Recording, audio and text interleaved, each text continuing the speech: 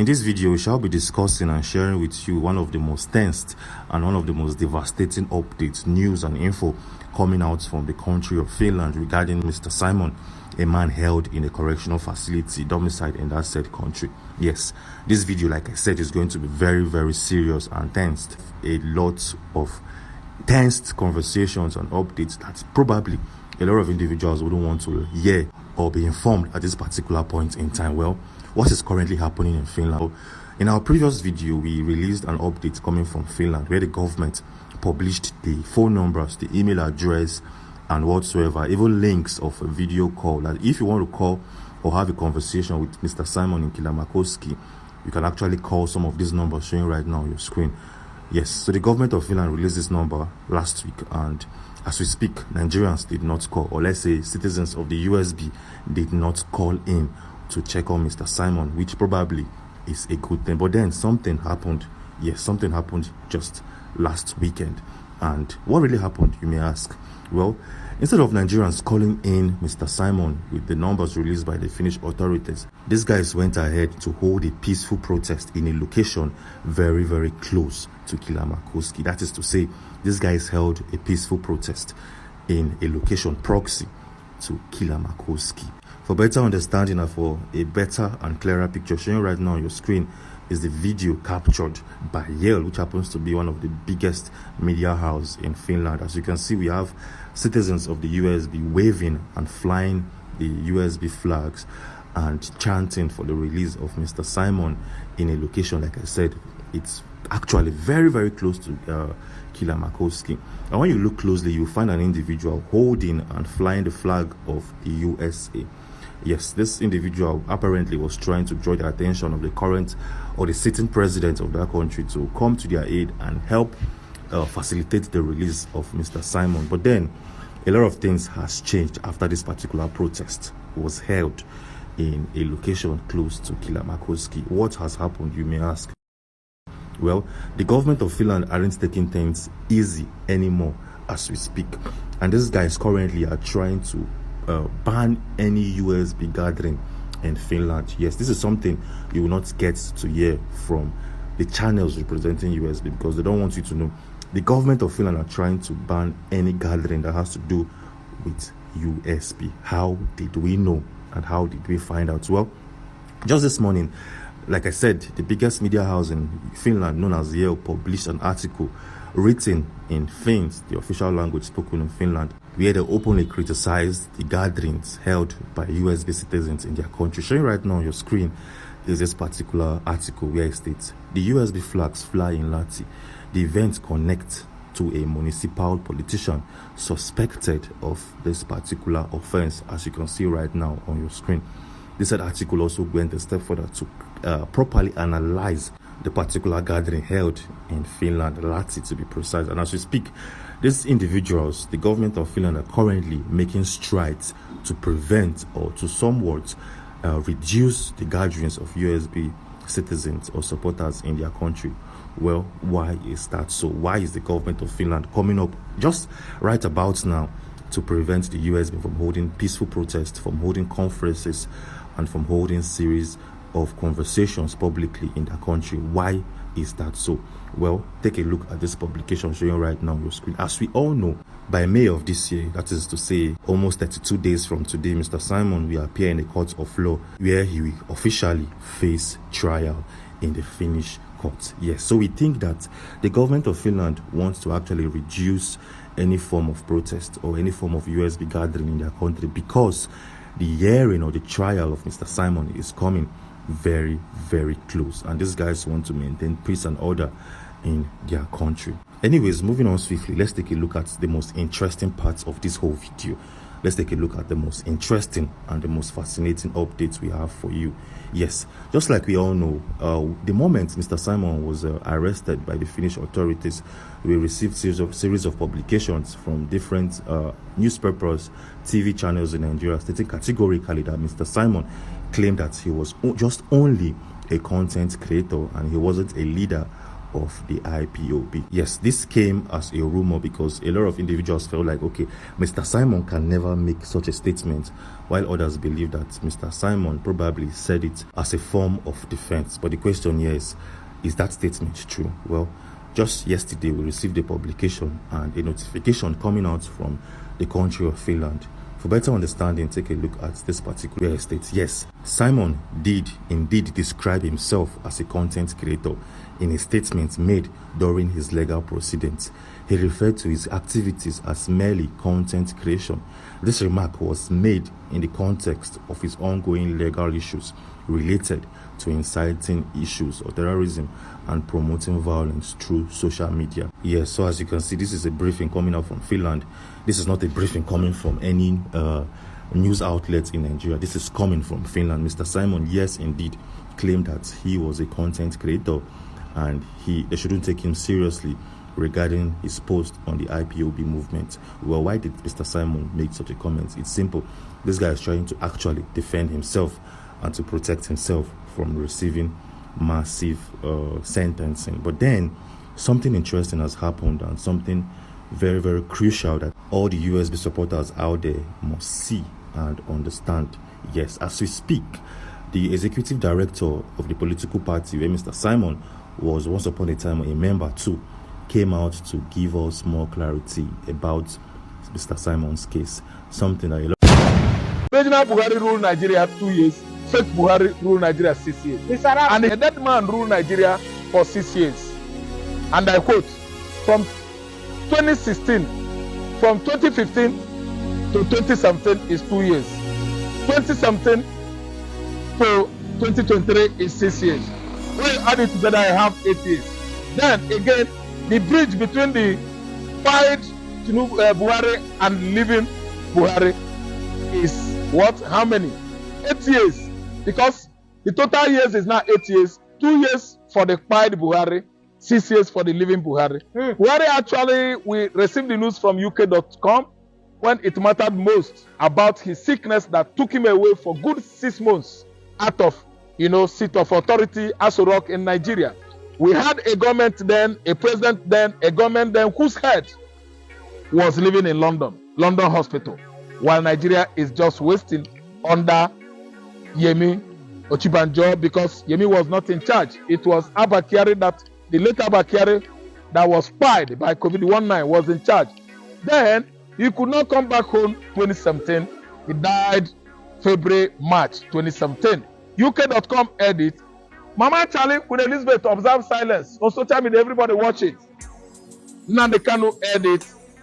And if you ask me, that was the only scene of Nnamdi Kanu that even made the UK, the British, turn their back on him in his current travail he's going through. The original Buhari and the foreign Buhari. Mr. Raf, thank you for having you on this channel this morning. Yeah, good morning. Viewers, in case if this is your first time of coming across our video, subscribe on your notification and drop your like on this channel. Yeah. Mr. Raf, shocking to us. Good morning. You are one of these people that used to talk about Nigeria to stop destroying our institutions. Yes. Instead of glorifying individuals. Yeah. Under Buhari regime, they destroy our institutions. After his 8 years, Buhari ran to his state, in Katsina State. But I speak to you now, he escaped kidnapping and he ran to Kaduna State. They are going to succeed on kidnapping Buhari because it is only one that is with God Almighty that is majority. When you take that you have many armed men all around you to the tune of 1 million, when God is not with you, you are exposed to insecurity. What do I mean here? Buhari is trying to tell the whole world that he has all it takes to protect himself from an external attack or abduction. So I'm talking to you, Daura is in Kaduna State until Katsina State was created out of Kaduna. Katsina State was created out of Kaduna and the rest of the northern states. And now Daura, the hopefully or presumably home of Buhari, which many people think it is in Katsina. It's still in Kaduna State. And after much hard working to escape from Niger is ancestral town. when the junta took over the government, democratically, elected regime of Niger, Buhari absconded into, I think, UK. From UK has come back to Niger, and the heat was over there because the kind of government they have in Niger right now, they could at least apprehend Buhari, get him arrested. Because you that rule Nigeria, what are you doing in Niger? It means you have a central home in Niger. You actually deceived the Nigerians, worked in their military for many years, ruled them for the first time in 1980s, and still come back in this new millennium, become Nigerian president from 2015 to 2033. That's straight 8 years. And you still run back to Niger. That was, that's a lot, lots inclusion of, of deception and deceit by a man once, twice Nigerian president. Today is absconding from Katsina into Kaduna, yes, to his original, according to him, maternal home or paternal home. Paternal home is it anyway. Let's just take it like that. To secure himself from banditry. Why are you running away from trouble that you caused by yourself? You think you are going to at least prevail on using your army of bandits to prevail on Jonathan? Now it has gotten after you. Why are you running away? When a man sets his house on fire, he began to shout, "Look at tiger coming. It is all over me, inferno of flame." He started shouting so that all his kinsmen could come out to what? Assist him. Stop shouting of wolf. You are the one that invited the wolf that has actually eaten up all your sheep and animals. Where are you running to? Buhari has now absconded from Katsina into Kaduna State. The same Kaduna State that they use Fulani herdsmen to annihilate, to decimate them in their large number. Every time incessant Fulani militia attack on Kaduna people. Today, Kaduna is a safe haven for the same person that invited banditry and other insurgency into Nigeria in 2015 because he was thinking Jonathan will be crippled, Jonathan will be pied.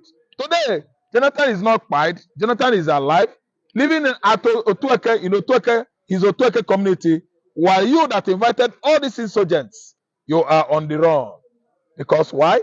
Knock, knock, who is there? Is one of James Hadley James Hadley Chase pieces. Mr. Ross, yes, he wrote sorry for cutting you short. I want to cut you short here. I have one listening to your interview where you say Buhari, this one that is claiming to be Buhari, could be a fake Buhari. And you also said it now that Buhari ran away from Niger, maybe probably because of this military that taking away Niger. Yeah. Maybe it might be arrested. What do you mean by that? Yeah, what I mean by that is that they will question his true identity. They will question his maternal or paternal, at least, nationality, identity, sorry. So what I'm trying to say is that he's running about, absconding from Niger again into Nigeria. He had this reason, because actually if he stays there, the military junta will get him arrested. Mr. Raf, do you think, if you said with all these things that Buhari is fake one, do you think people like Obasanjo, the rest of all these Nigerian politicians will discover these news and they keep quiet? Because when it happened during Yaradua, we know that they tried to cover Yaradua own, but Obasanjo stood up there and voiced out that Yaradua is dead. And that's why Yaradua was exposed. And eventually nobody could actually stand up and told us then that Buhari was dead. Why? Because of their selfish gains.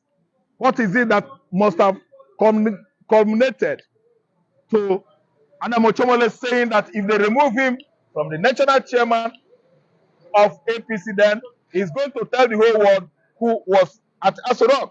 What is it that would have at least orchestrated Bola Ahmed Tinubu making such statement that if so and so thing happened when he was about becoming Nigerian president, he was going to actually tell the whole world who was at Asorok? What actually motivated Rocha Sokocha to have made that statement that if so and so thing, if they could not allow him to rig his own in Imo State, he's going to tell the whole world who actually is Asorok, is at Asorok. And each and every person that comes up to make this statement, while making it, finishing the statement, it won't be up to 24 hours. he will get justice he deserves. Mr. Raf, See, let me tell you, everybody actually know that the wrong person ruled. But wait for me. Do you know what? Many years to come, Nigerian authors, Nigerians are good writers. Many people should write what actually transpired between 2015 and 2023. The real personality, identity of the then Nigerian president. Mr. Raf, on this particular topic, I want in 30 seconds you can do it. Now that with this point you have brought out, why is it, if it is true, why is it that the sons, the wife, they are not coming out to talk? Thank you so much. Yusuf, the son, biological son of Muhammad Buhari, when it matters most that Daura and Aicha, his mother, were fighting, Yusuf came out and said, why shouldn't you people allow my father to arrest? I will tell the whole world the truth. They bundled Aicha, packaged him into Dubai. She know how much that was given to him in dollars. Yusuf actually knew that the father was dead. That's why he made that statement. When Daura was fighting dirty with his father's wife, his mother, over a new wife. There was a time they planned new wife for Buhari. Yusuf said, allow my father to rest. Yusuf fought Mama Daura. Aicha fought Mama Daura's stupor. That's why they settled Aicha, and Aicha stayed away from the fake Buhari for many years. Until his, at least, let me say, do I call it handing over to Ahmed Tinubu, or expiration of his tenure? He was not with Aicha Buhari. Aicha Buhari stopped visiting Asorok immediately her husband died. Because actually, you know, they cloned that man. It was Buhari's look-alike. It wasn't originally Aicha Buhari's husband. I'm telling you that many years to come, many books, many writers will actually come and on envelope what actually transpired from 2015 to 2017, 2017 to 2023. Two different persons, at least, was the head of Nigerian government. Mr. Chinedu, good morning. Yes, Thank you for having me on this platform this morning. Yes, Soludo yesterday was granted interview in channels whereby he said Samuel Ekpa is deceiving Biafran. He's using his platform to raise funds on his own. And he also talked about Mazinam Dekano coming out on Friday. We don't have any positive change in security, that whether it come out or not, security of Southeast will also remain the same. What do you have to say about that? I think he just not being realistic by himself. The Chukwuma Soludo, the former CBN governor that we used to know, very intelligent, active, has suddenly become, something of people begin to wonder, is that actually the Soludo that was CBN governors at that time? Something has gone off Soludo completely. He might not even know much about Simon Ekpa. He might not even know much about Nnamdi Kanu. He might not know much about what these men are into. He might not know the kind of intelligence they have. He might not be able to have the spread and the connection these men enjoy globally. As a governor, he's whatever jurisdiction or whatever he does is within Nigeria. But we are talking of these men who are seen as international symbol of agitation, both in Africa, Asia, and around the world. Even the American government has come to recognize it. I must give it to Simon Ekpa, from the dimension that shares that understanding that Igbos can achieve many things in diversity. Today, we've seen what happened last year, where real declaration and recognition assembly festival was held in Haiti, in Finland, by the same Simon Ekpa that somebody called Chukwuma Soludo is calling a fundraiser. We saw what happened in Finland, significantly recognized, allowed, endorsed by the European community, by the European Union. Simon Ekpa is only going through a process, which is what people might not understand. That it is not a matter of what the petition the Nigerian government put up out there against Simon Ekpa that is holding Simon Ekpa. What is holding Simon Ekpa is already a known process that is required for the Finnish police and the government, to determine their own citizen whether he is linked or involved in any act of terrorism. And in doing that, Samoneba was banned from public appearance. It's simple as that. No, no, he has no connection with the Keda network. He has no connection with ISIS. He has no connection with Hamas. He has no connection whatsoever. That's why recently the Finland government got a very diplomatic delegate from U.S. government supported by Donald Trump that visited Finland recently to have a closed door with Alexander Stubb on the revelation surrounding the Mazen Samonepa's disappearance from the public attention or glare or eyes. And they put up something there. That what they are doing at this moment in time is to protect Samonepa ahead of what is coming. And they were asking that the Russian government has also done that in their own regard by demanding that there might be nuclear